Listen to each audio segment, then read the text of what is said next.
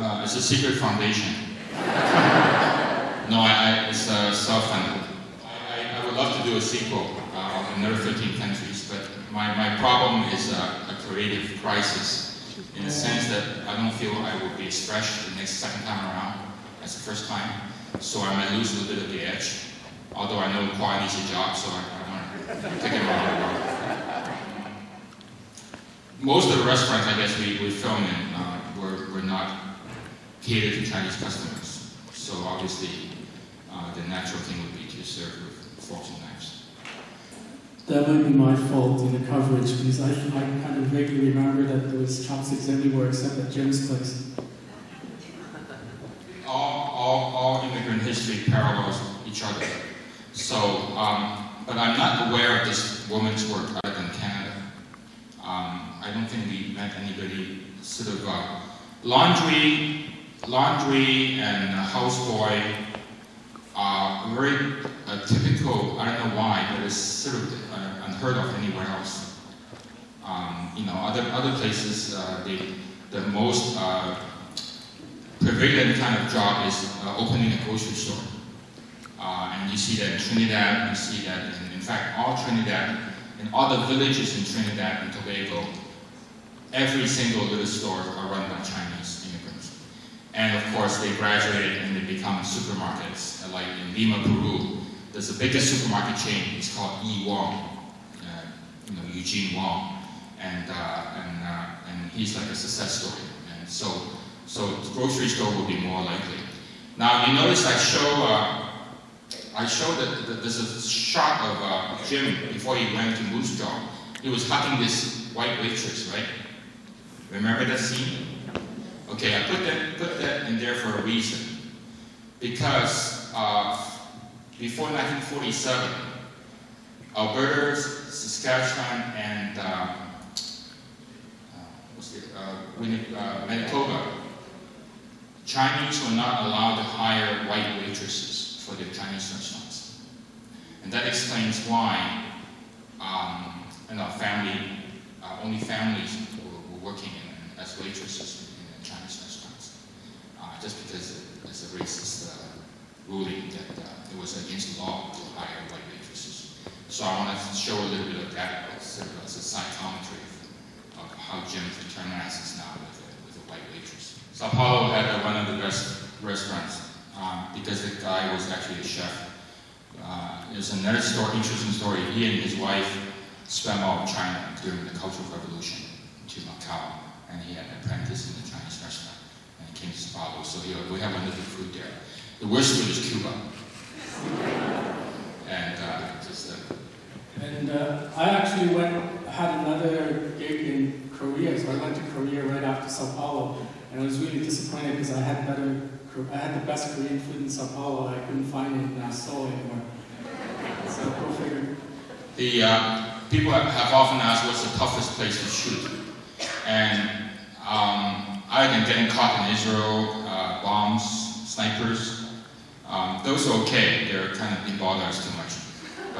But what bothered us was Norway, and we were coming in from Istanbul. It was like 35 degrees in Istanbul. It was very cold in Norway, and we arrived at 9 p.m. and we went to the restaurant, and we started drinking with them and spent all night with them getting drunk, and then we didn't go to bed till 6 a.m. in the morning. And of course, since then, a whole week was ruined because we couldn't shoot anything. We kind of like, the whole time orientation is distorted because of the midnight sun. And we find ourselves doing weird things in the middle of the night. Yes, I do. I mean, a good editor will tell you that, every shot has a meaning, and either it pushes the story along or it tells you something. And of course, I try to infuse my film with a lot of meanings in it. Although I've been told also by the editors, say, look, if you do that, nobody's going to watch you. You must well be on History Channel. And so I'm trying to be careful to balance the political, social issues that I'm trying to bring up versus kind of general things. The other thing that is interesting is I don't have a lot of money to recut this film to many versions. But I would have loved to have a Chinese version for Chinese audience in Hong Kong, Taiwan, or China. Because we found out all these little Chinese things that most other audience will not understand at all. But the Chinese will laugh at it, like, Mrs. Fong's cookbook, right?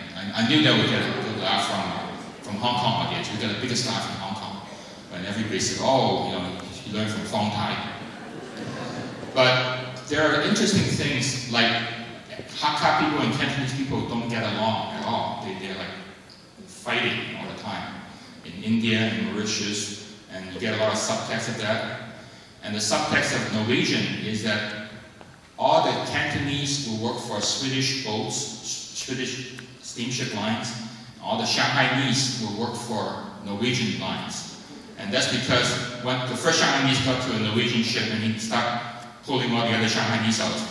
And then, so in Hong Kong, when the Norwegians and Swedish boats come to Hong Kong, they recruit sailors and chefs like Uncle Chung. The Shanghainese will go only to Norwegian ships. And then that's why in Norway, predominantly the Chinese are Shanghainese. And in Sweden, they're all Cantonese. So it's little things that I enjoy as somebody from Hong Kong, but certainly this kind of subtlety is kind of lost on general audience. I didn't set out to be a filmmaker. I set out to be a filmmaker to make this film. So as you probably, a lot of my friends here know, it's a midlife crisis project for me. I spent 25 years working as an engineer in IT, and unlike Dick, who goes to become a lawyer, I become a filmmaker. Indo-Chinese restaurant. Kwan and I did a story in Calcutta, and of course everybody knows that Calcutta has Toronto has the largest Indo-Chinese immigrants from Calcutta. There are about 10,000 people here from Calcutta, and they run in Scarborough and in Brampton, where they're heavy Indian population. They run Indo-Chinese restaurants, and they're all Hakka. So they're Hakka food fusion with a lot of curries, a lot of Indian spices, and you see, as he said, there's taxi drivers from Pakistan, from India, from Sri Lanka. That's the Chinese food they know back home. That's the only Chinese food they enjoy. In fact, there was an article in Global Mail 2 weeks ago. A Sri Lankan writer said, I finally found my best Chinese food in town. It's called Ling's Garden in Scarborough somewhere that serves Indo-Chinese food. And that's the kind of thing that we deal with. Of course, having said that, Toronto is wonderful because as the most multicultural city in the world, we get a lot of what I call secondary migration. If your grandfather had gone from China to Mauritius, and you, as a third generation, might have migrated into Canada in the 80s or 70s. And we have a lot of examples of that. All the Caribbean Chinese are here, all the Latino Chinese are here. If you go to Sinclair Avenue along the Brazil place, there are a lot of Latino Chinese there. And you go to salsa dance, there's you can see a lot of Latino Chinese there. And of course you go to, there's an annual ball of the Johannesburg Chinese School alumni here in Toronto. Believe it or not, there's a whole huge South African Chinese here. And of course Malagasy Chinese go to Montreal, they go to Paris, and the Anglo-speaking Chinese will come to Toronto or London. I sort of know there are Chinese restaurants there. The only country that I didn't know was Madagascar. I didn't know there were Chinese in Madagascar until I saw that Hong Kong TV program. And so I went to Madagascar looking for Chinese restaurants. But yes, to answer your question, I almost always know that there is some Chinese community in there. The only kind of small Chinese communities in Brazil and in Argentina, we went there because we have connections. We know somebody's uncle's sister-in-law, who lives in Sao Paulo or in Buenos Aires. And the other driving force behind my search, my selection of these restaurants is I have a little pet thing about, I love tango. So I always want to find a tango restaurant owner in Buenos Aires. That's how I started with Buenos Aires, and I still, I look for that. And how I found my Buenos Aires owner is very interesting, and it shows that global connection of Chinese diaspora. It's my sister who lives in Hong Kong, whose friend who lives in Vancouver, whose aunt who lives in Rio de Janeiro, whose stepson who lives in Buenos Aires, whose neighbor is my Chinese restaurant owner. And I didn't even go there. I sent Kwa there because he had a friend there. He was visiting Buenos Aires. So I said, look, go look him up and see what we did. And then he found the Chinese restaurant owner. Unfortunately, he doesn't dance tango. So restaurant owners forthcoming? Yes and no. There are people that are obviously very open with us. But even when they're open, like the guy in Norway, to this day we don't know whether he's a gangster or not. He acts like a gangster, talks like a gangster, he talks like a John Woo movie character. And I suspect that he was maybe a Wuwatai, kind of the greasers of Hong Kong in the 60s, and he had sort of ran foul against the law, so he had to get on a boat and get out of town. So that's the story that we suspect that he might not tell us. But the most difficult part is the South African lady who runs this restaurant. And when we went to South Africa in Cape Town, we faced the most opposition from a community. They did not want us there. They want us out. They don't want us to film it. And as you know, I went to South Africa because I want to deal with apartheid. I feel that's very important. And that explains why I want to go to South Africa. And when I found this restaurant owner, she was a third-generation Chinese South African. And she lived through apartheid her whole life. And the community did not want us filming or interviewing her. They were pressuring her not to talk to us. Because, as you know, the community is split. The Chinese community is split between those who are kind of want to stand up and fight against apartheid and for justice. So they want to stand by the blacks, by the Indians and South Asians and fight against apartheid. And there's half the community are the ones that want to kowtow to the white government and say, oh, let's not rock the boat. Let's just keep our quiet and take whatever we can get from the government. And Chinese, of course, are not black enough to be black or white enough to be white. So they're in between. They get some white privileges. In other words, they don't get moved out. They can still run the store, grocery store, and still live upstairs in a white neighborhood, unlike the blacks who all get shipped out to townships. But, of course, there are beaches they cannot go to, there are benches they cannot sit on, and so forth and so forth. So the Chinese community is very torn and very confused about this kind of loyalty. Are you loyal to the black people, or are you loyal to the white apartheid government? And that's very typical Chinatown politics, and you find this everywhere. Those who don't want to walk the boat, and those who want to stand up for the fight. And we find that that was the toughest shoot.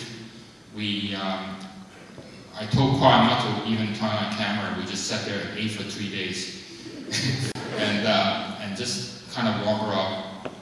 And finally, on the last day, literally on the last day, we did some interview with her. We took her around, but we never kind of confront her with the apartheid thing. But finally, on the last day, we were flying out at 7 a.m. in the morning, and at 12 midnight, after dinner, she said, "Come back to my house. I'll show you something." And what she did was she opened up her wedding album. And she had married a Chinese immigrant from China. And Chinese immigrant were considered white, while she, as a third-generation Chinese South African, was considered colored. So she could not dance with her husband on her wedding day. half the hall was for the colored people and half the hall for the white people. Some of them are for clients and customers, but they cannot mix. And that was kind of a very for those who have seen it, it's very moving kind of revealing of her life and sort of a summary of her life, basically. And we didn't shoot that until 2 a.m. in the morning. So, you know, we had to get up at 5 a.m. and catch the flight out. But that's the kind of thing that I think both Kwan and I enjoy. It's the unexpected, the risk that we take. And not to mention, you can talk about Cuba.